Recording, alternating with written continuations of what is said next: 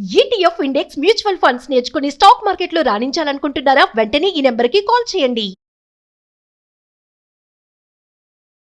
నమస్తే రమగారు. నమస్తే జయ.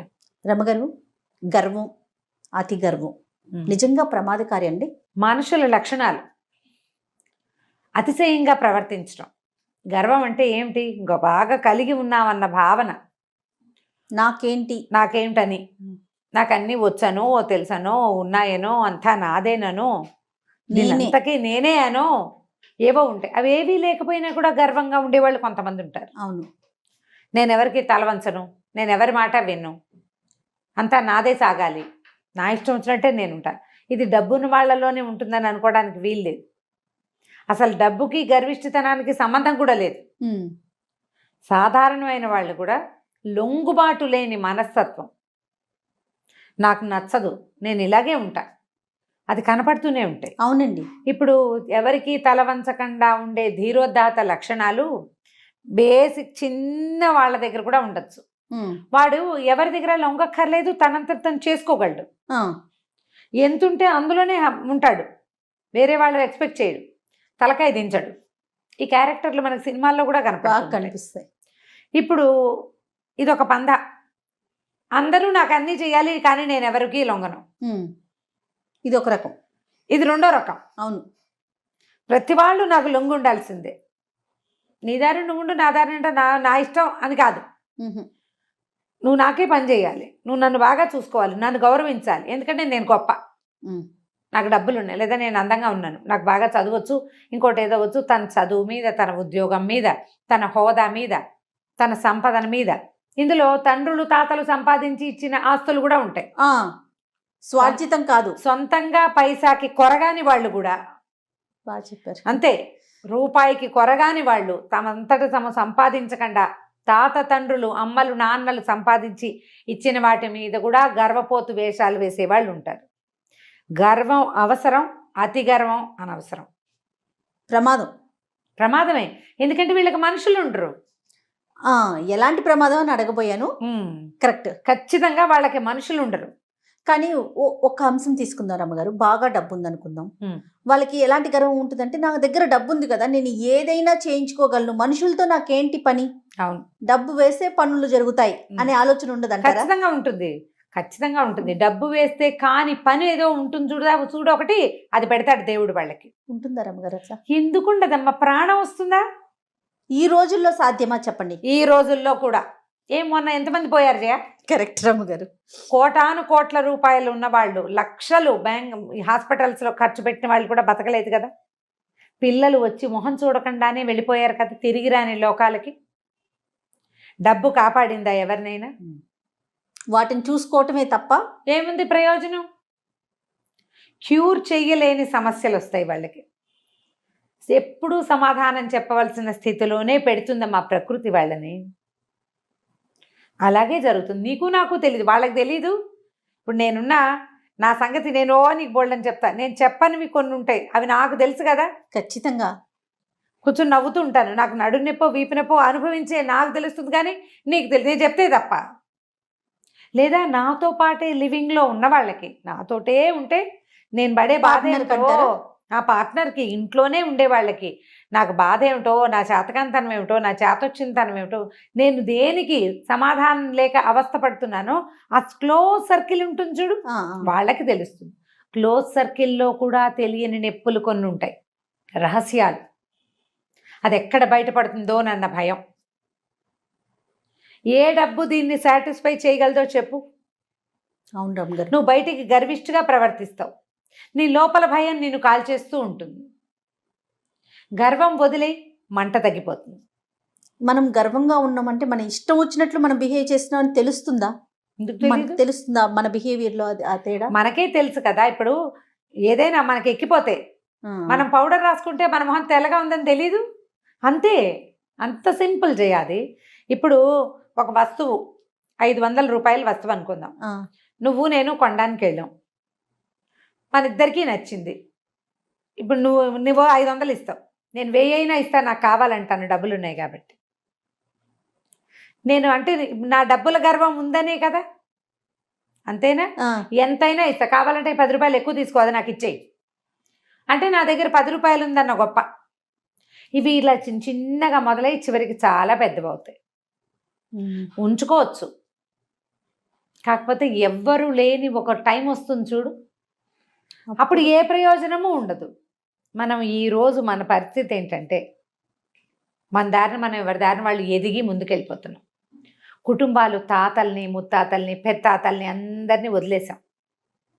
చిన్నగా నువ్వు నేను మనకొకటి రెండు, మిగిలిన వాళ్ళతోటి హాయ్ హాయ్ హాయ్ అంటాం, ఏవో ఫంక్షన్లప్పుడు కలుసుకుంటాం, వేరే వేరే దేశాల్లో ఉంటాం, ఫోన్లలో మాట్లాడదాం. ఇప్పుడు కొంచెం వాట్సాప్లో అందరితోటి మాట్లాడుకోవాలా పిచ్చి వచ్చింది. ఇప్పుడు మాట్లాడకుండా ఉండేవాళ్ళు కూడా ఉన్నారు. మాట్లాడే వాళ్ళు ఎలా ఉన్నారు, ఎలా నేర్చుకున్నారో అందరూ వాట్సాప్లో ఉండాలి. ఫ్యామిలీ గ్రూపు, మన ఇంటి పేరుతోటి ఓ గ్రూపు, మన school mates, college mates, office colleagues మేట్లు పెట్టుకుని మనం గ్రూపుల్లో ఉండి ఫ్రెండ్షిప్లతోటి మాట్లాడుకుంటూ కాలక్షేపాలు చేసుకుంటున్నాం.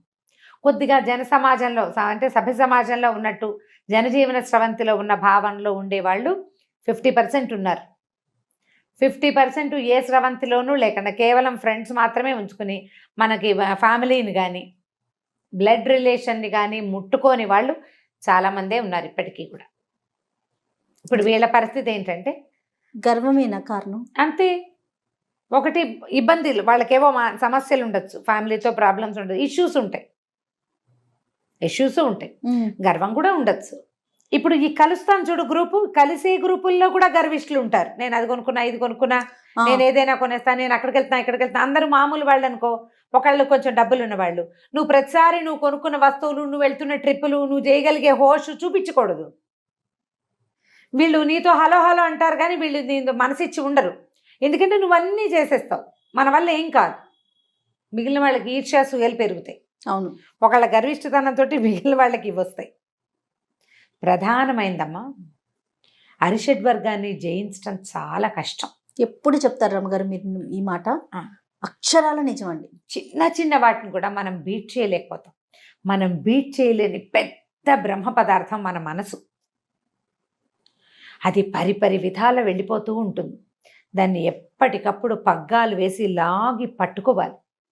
మనిషికి కావాల్సింది మొదట మనుషులు, దాని తర్వాతే డబ్బు. కానీ మనం డబ్బే మొదటి కావాల్సిందిగా భావిస్తున్నాం. డబ్బు, పదవి ఇవే ఎక్కువ అనుకుంటాం కదా. వస్తువు దేంట్లో ఉన్నా, ఇప్పుడు డబ్బున్నా, డబ్బుతో నువ్వు పని చేయించాలంటే మనుషులతోటే కదా. నువ్వు పదవిలో ఉన్నా, నీకు పదవి రావడానికి, నీ పదవి ఫ్లరిష్ అవ్వడానికి నీకు కావాల్సింది మనుషులే. బేసిక్ కావాల్సింది మనుషులు. అక్కడి నుంచి నువ్వు డబ్బు పెట్టుకో, పదవి పెట్టుకో, నువ్వు ఇంకా కొంచెం ముందుకెళ్ళు, జీవితంలో ఏదైనా చెయ్యి, మొదటిది మనుషులు. నేను కింగ్ని క్వీన్ అన్న భావాల్లో ఉంటే తగ్గించుకోండి. కింగ్ క్వీన్లకి కూడా జరా మరణాలు తప్పవు. మామూలు విషయాన్ని కూడా మనం కర్మల వైపుకి తీసుకెళ్ళాలి. మనం దేని నుంచి తప్పించుకోలేము. ఆలోచించండి. ఇప్పుడు నేను చెప్తుంటే ఎవరో ఇక్కడి నుంచి పట్టుకెళ్ళి అక్కడ పెట్టారు అనిపిస్తుంది. ఆలోచించి సూక్ష్మంగా ఆలోచిస్తే ఎండ్ ఆఫ్ ద డే ఎంత అర్థం ఉందో. రాత్రి మనం మంచం మీద పడుకున్నాక తెల్లవారి లేస్తామని మనకి తెలుసా? గ్యారంటీ ఉందా? లేదు. మరుక్షణం తెల్లవారి మనం లేవకపోతే ఎవరెవరు వస్తారో మనకు తెలుసా? ఎవరు మనం లేవని దానితో పాటు నిలబడతారో వాళ్ళని మనం ఉంచుకున్నామా అని ఒక్కసారి ప్రశ్నించుకోవాలి మనం. అప్పుడు నువ్వు గర్వంగా ఉంటావా, యుగోయిస్టిక్గా ఉంటావా, అహంకారంతో ప్రవర్తిస్తావా?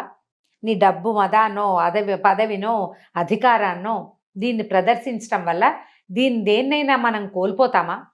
మనతో పాటు ఉన్న వాళ్ళని మిగిలిన వాళ్ళు సపోర్ట్ చేస్తారా, చేయరా? ఇది కదా మనం ఆలోచించుకోవాలి. ఇప్పుడు చిన్నపిల్లలు 25 ఏళ్ళు 30 ఏళ్ళు 35 ఏళ్ళు వచ్చేదాకా హుమ్మస్సులో తెలీదు. వాళ్ళకి సమాజం చాలా అవసరం. మొదటంతా సపోర్ట్ కావాలి, తర్వాత అంతా హెల్ప్ కావాలి, మారల్ సపోర్ట్ కావాలి. కానీ ఇది అత్యవసరము అనే విషయం తెలిసేసరికల్లా ఇవన్నీ చేయి జారిపోతాయే. మనకు అర్థమవుతుంది నలుగురు కావాలిరా నాయనా అని. అవునవును. ఆ నలుగురు కావాలని మనకు అర్థమయ్యేసరికల్లా నలుగురు కాదు 40-50 మందిని చెడగొట్టేసుకుంటాం మనం. చెడగొట్టుకోకుండా ఉండాలంటే అది నేర్చుకోవాలి, నేర్పించాలి. గొప్ప అహంకారం. నేను చాలా ఇది మాకు వచ్చు, మాకు అవి ఉన్నాయి, మాకు ఇవి ఉన్నాయి, మాకు ఏదో ఉంది, మాకు మనుషులు ఉన్నారా అని ప్రశ్నించుకోండి. డబ్బిస్తే వచ్చేవాళ్ళు కాదు, మన కోసమే వచ్చేవాళ్ళు, మనతోటి ఉన్నవాళ్ళు. దాన్ని గనక మనం ప్రశ్నించుకుంటే, ప్రతి రాత్రి ప్రశ్నించుకుని చూడండి కొన్నాళ్ల పాటు. ఇవాళ స్టార్ట్. ఎస్, మనకి బాగుండకపోతే మన ఎవరెవరు పలకరిస్తారు, మన ప్రాబ్లంని మనం ఎవరెవరికి చెప్పుకోగలం, నా సమస్యని నేను ఎవరికి షేర్ చేయగలుగుతాను, ఆ షేర్ చేయగలిగిన వాళ్ళలో ఎందరూ నాకు చిన్న సొల్యూషన్ అయినా ఇవ్వగలరు, సొలేస్ కొంత ఓదార్పుని ఎవరు ఇవ్వగలుగుతారు? జస్ట్ ఓదార్చడానికైనా చాలు చేయొద్దు. ఎంతమంది ఉన్నారు అని ప్రతివాడు ఆలోచించుకుంటే, గర్విష్ఠగా ఉందామా వద్దా, నేను కింగ్ని అని నా ఇగోని ప్రదర్శిద్దామా వద్దా అనేది అప్పుడు ఆలోచించుకోవచ్చు. ఇది ఇండివిజువల్ ఆలోచన కదా. అంతేగా రమ్మగారు, మనం బిహేవ్ చేస్తుంటే పిల్లలు అవే కదా నేర్చుకుంటారు. ఖచ్చితంగా. రేపొద్దున వాళ్ళకి ఉండరు. ఇప్పుడు మనకేం 15 మంది పిల్లలు ఉన్నారా? అవును, 2 లేదా 1. మన తర్వాత మన పిల్లలతోటి సమాజం ఉండాలా? సమాజాన్ని వాడు ఉంచుకోవాలి. ముందు మనం ఉంచాలి, తర్వాత మన పిల్లాడో పిల్లో సమాజాన్ని ఉంచుకోవాలి. ఇది మన ప్రాక్టీస్గా ఉంటే వాళ్ళకు కూడా ప్రాక్టీస్గా ఉంటుంది.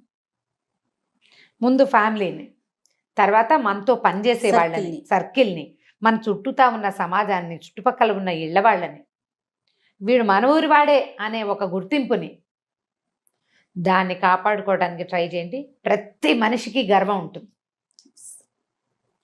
మా ఇల్లు, మా తాత, మా నాన్న అంత గొప్ప పని చేశారు చెప్పుకుంటాం. మిగిలిన వాళ్ళని తక్కువ చేయకూడదు. ఎవరి గొప్ప వాళ్ళది. అంతే కదా. గొప్ప చెప్పుకోవడం వరకే ఉండాలి, కానీ ఆ గొప్పలోనే జీవిస్తామని మాత్రం ఉండకూడదు. లేదా నేనే బ్రహ్మాండంగా చదువుకుని ఐఏఎస్ అయిపోయాను, ఐఏఎస్ అధికారులందరూ పైన ఎక్కడ ఉండద్దు, మనుషులతో మాట్లాడకుండా ఉండాలి. వాళ్ళు కష్టపడి చదివారు కదా. అవును, ఆ కష్టం విలువ తెలిసి వాళ్ళు సాధారణ ప్రజతో కలిసి ఉంటే బాగుంటుంది. గుర్తు పెట్టుకుని రాత్రికి ప్రశ్నించుకోండి.